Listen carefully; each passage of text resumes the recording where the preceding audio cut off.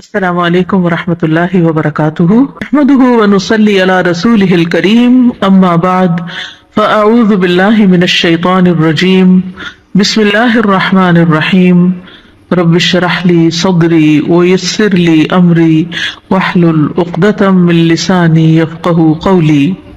حیض سے پاکیزگی حاصل کرنے کے بعد اگر خاکی یعنی براؤن یا زرد یعنی یلوش پانی خارج ہو تو دوبارہ غسل کرنے کی ضرورت نہیں۔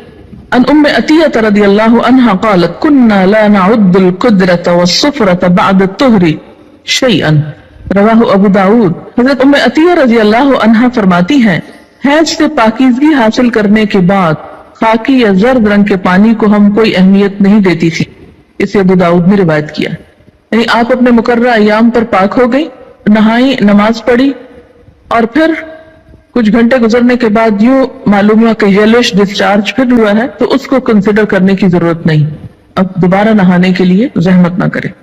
حیض سے پاکیزگی حاصل کرنے کے لیے بیجا عجلت اور بیجا تاخیر دونوں سے کام نہیں لینا چاہیے۔ بیجا عجلت کا کیا مطلب ہے کہ انڈیو جلدی، یعنی ہے کب پاک ہوگی، کہیں نماز نہ چلی جائے، کہیں روزہ نہ چلا جائے، اچھا نہا لی، پھر دیکھا کہ ابھی تو نہیں پاک ہوئے، پھر نماز چھوڑ دی، پھر روزہ توڑ دیا، پھر نہا لیے، تو یہ کھیل نہیں بنانا چاہیے اس کو۔ اسی طرح بیجا تاخیر کے پاک بھی ہو چکے ہیں لیکن نہائی نہیں رہے، میں سستی کے مارے کہ اچھا ایک دو نمازیں اور چھوڑ لیں، آرام کر لیں، تو ایسا نہیں کرنا چاہیے۔ غسل حیض میں تاخیر ہونے پر قضا نمازیں ادا کرنا چاہیے، یعنی اگر کسی وجہ سے پانی ختم ہے، پانی نہیں ہے، یا کئی سفر کی حالت میں ہے کہ ٹائم پہ نہیں پہنچے آپ کہ نہا سکیں، یا کوئی وجہ بن گئی، یعنی جان بوجھ کے نہیں ہو گیا ایسے، تو پھر کیا ہے جب نہا چکے تو پچھلی نماز لوٹائیں۔ كن النساء يبعثن الى عائشة رضی اللہ عنها بالدرجة فيها الكرس فيها السفرة فتقول لا تعجلن حتى ترين القصة البيضاء تريد بذلك الطهر من الحيضة، رواہ البخاری۔ خواتین رسول اللہ صلی اللہ علیہ وسلم کی زوجہ محترمہ سیدہ عائشہ رضی اللہ تعالی عنہا کے پاس ڈبیا میں روئی رکھ کر بھیجتی جس میں ابھی کچھ زردی باقی ہوتی، تو حضرت عائشہ فرماتی جب تک صاف شفاف پانی نہ دیکھ لو اس وقت تک طہر حاصل کرنے کے لیے جلدی سے کام نہ لیا کرو، یعنی جب تک بالکل صاف نہ ہو جائے انسان اس وقت تک نہانے میں جلدی نہیں کرنی چاہیے۔ سیدہ عائشہ رضی اللہ تعالی عنہا کی مراد حیض سے طہارت حاصل کرنا ہوتی تھی۔ القصۃ البیضاء کا لفظ دیکھ رہے ہیں یہاں پر آپ عربی عبارت میں، یہ انہوں نے معیار بتایا، حتی ترینا القصۃ البیضاء، وائٹ ڈسچارج۔ قتادہ سے روایت ہے کہ انس ابن مالک رضی اللہ تعالی عنہ نے ان سے حدیث بیان کی کہ ام سلیم رضی اللہ تعالی عنہا نے رسول اللہ صلی اللہ علیہ وسلم سے پوچھا اگر عورت خواب میں دیکھے وہ جو مرد دیکھتا ہے، آپ نے فرمایا جب عورت ایسا دیکھے تو غسل کرے۔ ام سلمہ رضی اللہ تعالی عنہا نے کہا کہ مجھے شرم آئی، میں نے کہا ایسا کیا ہوتا ہے، یعنی عورت کو بھی احتلام ہوتا ہے؟ رسول اللہ صلی اللہ علیہ وسلم نے فرمایا بے شک ایسا ہوتا ہے، ورنہ بچہ عورت کے مشابہ کیوں کر ہوتا ہے؟ آپ نے فرمایا مرد کا نطفہ سفید اور گاڑھا ہوتا ہے جبکہ عورت کا نطفہ پتلا اور زرد ہوتا ہے، دونوں میں سے جو بھی غالب آ جائے بچہ اسی کے مشابہ پیدا ہوتا ہے۔ اسے مسلم نے روایت کیا ہے۔ منی خارج ہونے پر غسل واجب ہو جاتا ہے۔ غسل جنابت میں پہلے دونوں ہاتھ دھونے چاہیے، پھر طہارت حاصل کر کے وضو کرنا چاہیے۔ عن عائشہ رضی اللہ عنہا ان رسول اللہ صلی اللہ علیہ وسلم كان اذا اغتسل من الجنابة بدأ فغسل يديه قبل ان يدخل يده في الاناء ثم تودأ مثل وضوئه للصلاة، رواہ مسلم۔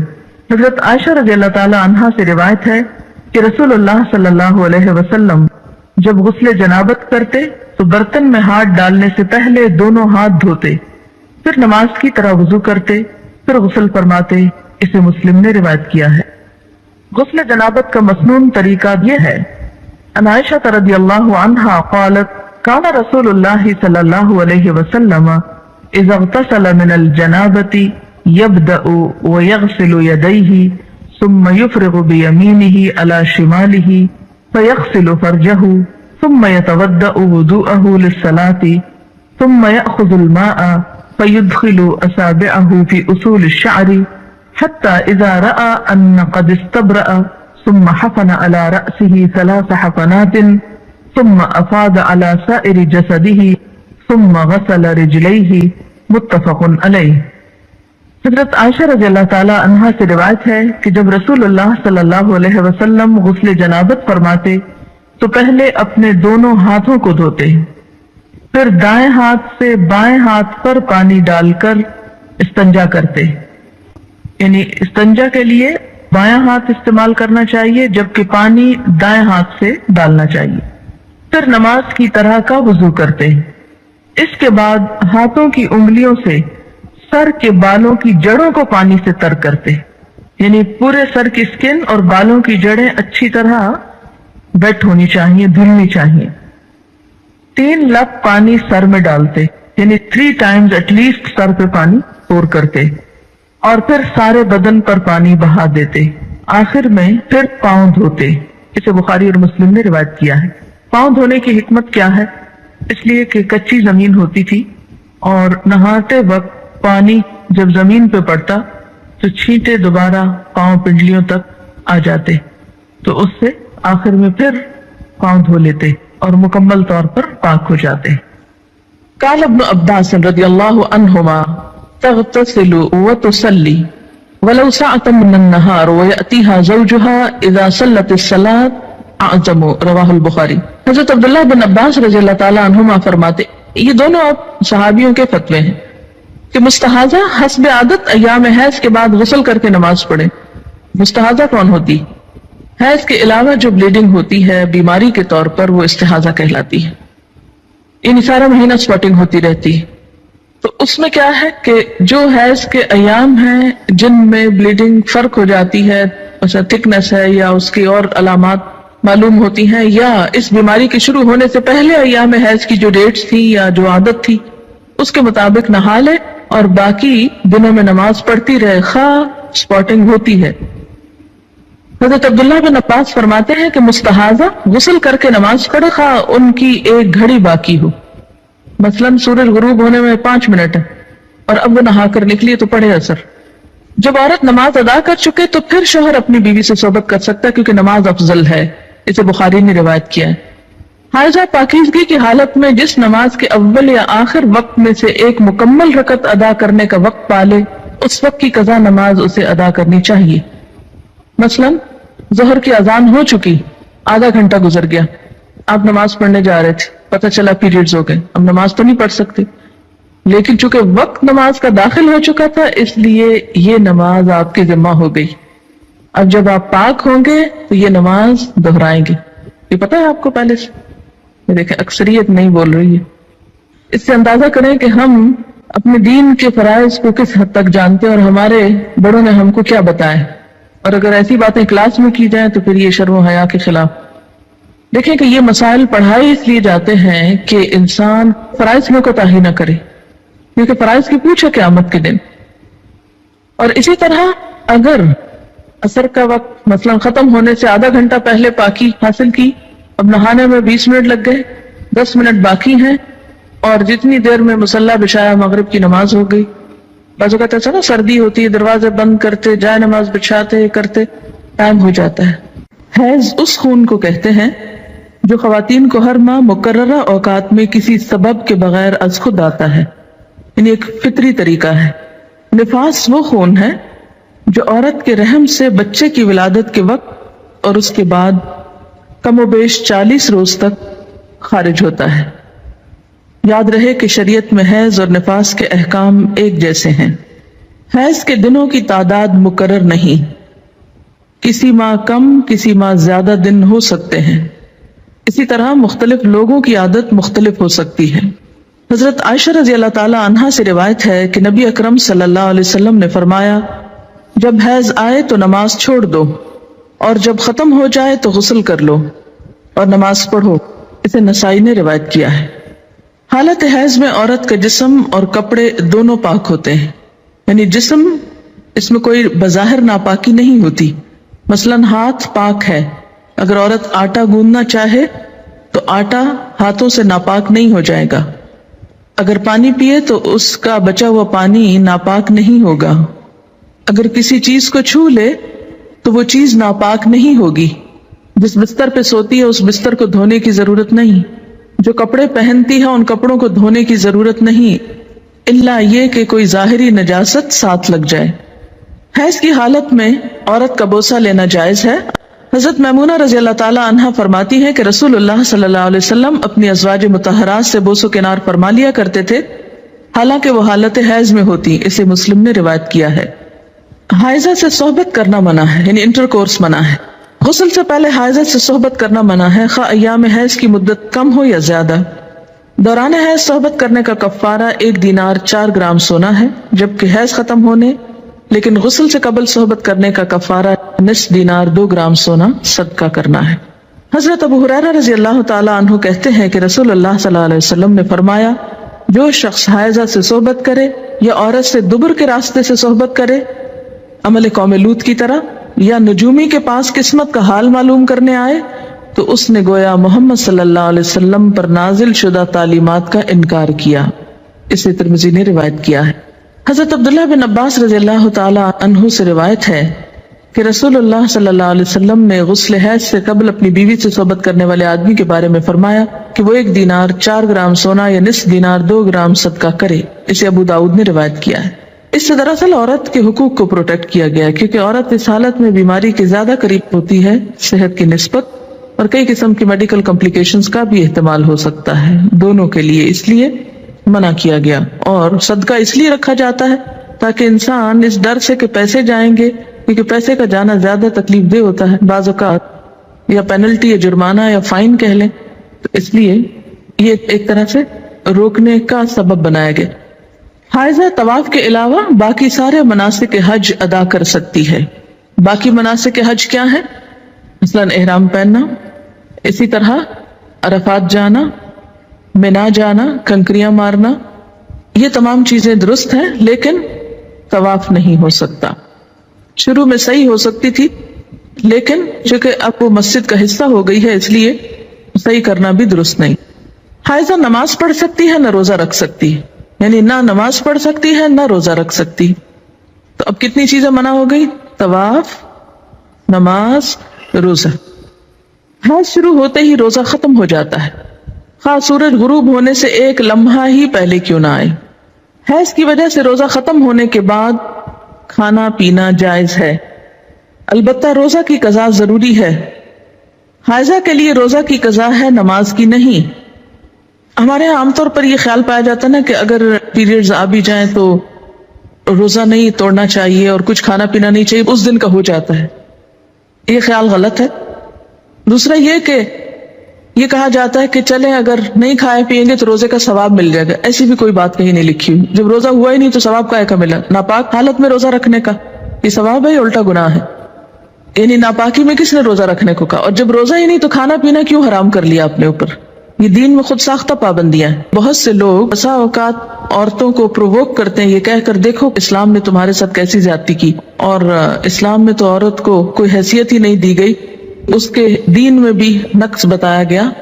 تو نقص اور نقصان کمی کے لیے ہے، کسی عیب اور خرابی کے لیے نہیں۔ اب آپ دیکھیے کہ نماز میں تو کمی ہوتی ہے، لیکن اس وقت میں جو ایک تکلیف کی یا اذیت کی کیفیت ہوتی ہے اس کا صلہ بھی ملتا ہے، کیونکہ اللہ تعالیٰ نے لکھ دیا ہے نا یہ۔ تو جو چیز اللہ تعالیٰ کی طرف سے آتی ہے اس پر انسان صبر کرے، جیسے بعضوں کو پین بہت ہے یا کوئی اور ایسی کیفیت ہے، تو یہ ایسے حالات میں صبر کرنا جو ہے وہ اجر کا سبب ہے۔ اگر ادھر سے کمی ہوئی تو ادھر سے بڑھ بھی گیا اجر، ٹھیک ہے۔ دوسری بات یہ کہ کمی سے مراد نمازوں کی تعداد میں کمی ہے، جس کو آپ بعد میں عام حالات میں نفل وغیرہ پڑھ کے بھی پورا کر سکتے ہیں، یا پھر یہ کہ کمی سے مراد اس اعتبار سے کمی بھی ہے کہ ایک مثلا تہجد کی روٹین آپ بناتے ہیں، یا نمازوں میں خشوع خضوع کی روٹین بناتے ہیں، ابھی آپ اس حالت میں ہوتے ہیں کہ نماز چھوٹ جاتی ہے، اب کیا ہو گیا؟ نہ صرف یہ کہ وہ چند دن نمازوں کی کمی ہوئی، بلکہ دوبارہ ایک اچھی حالت میں آنے کے لیے، دوبارہ سے نئی عادت بنانے کے لیے پھر ایک مشکل پڑ جاتی۔ تو بعض اوقات لوگ نماز ہی چھوڑ دیتے ہیں، وہ مشکل عادت پڑنے لگتی ہے کہ چھٹی ہو جاتی ہے، اور چھٹی ہوتے ہی پھر چھٹی کر لی جاتی ہے ساتھ۔ تو یہ ایک انسانی نفسیات بھی ہے۔ اس سے پھر دین میں پیچھے رہنے کا اندیشہ ہوتا ہے۔ یہ بتا کے الارم کیا گیا ہے، نہ کہ کوئی ایپ بتانا مقصود ہے۔ کہ اگر آپ کو یہ بتایا جائے کہ آپ کے بزنس میں یا فلاں چیز میں کمی ہو جاتی ہے اس چیز سے، تو آپ کیا سوچتے ہیں؟ بزنس چھوڑ دوں؟ کام ہی چھوڑ دوں؟ نہیں، آپ سوچتے اچھا اس کمی کو پھر اور کہاں سے پورا کروں.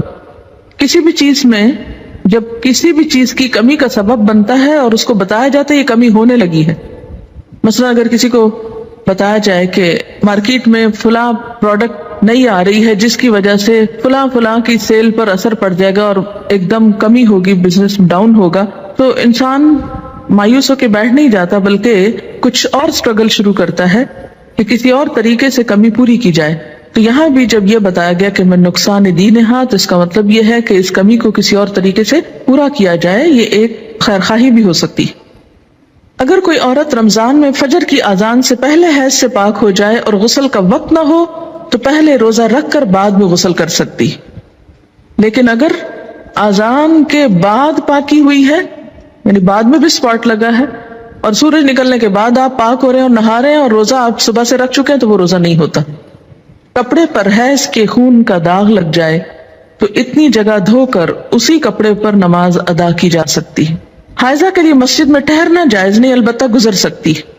حالت حیض میں جائے نماز کو ہاتھ لگانا، جائے نماز پر بیٹھنا، ذکر کرنا اور تسبیح اور تحلیل نیز دعا وغیرہ کرنا جائز ہے. یہ بعض اوقات لوگ تسبیح نہیں اٹھاتے یا جائے نماز نہیں اٹھاتے، تو یہ بات درست نہیں. حضرت ام عطیہ رضی اللہ تعالی عنہا سے روایت ہے کہ رسول اللہ صلی اللہ علیہ وسلم نے حکم دیا کہ دونوں عیدوں کے دن ہم حیض والی اور پردہ نشین یعنی تمام عورتوں کو عیدگاہ لائیں تاکہ وہ مسلمانوں کے ساتھ نماز اور دعا میں شرکت کریں. البتہ حیض والی عورتیں نماز نہ پڑھیں. اسے بخاری اور مسلم نے روایت کیا ہے. عید کے موقع پر نماز کے لیے سب کو نکلنے کا حکم دیا گیا، جس میں حیض والی اور پردہ نشین عورتوں کو بھی کہا گیا کہ نکلیں. جو کبھی نہیں نکلتی وہ بھی نکلیں تاکہ مسلمانوں کے ساتھ نماز اور دعا میں شرکت کریں.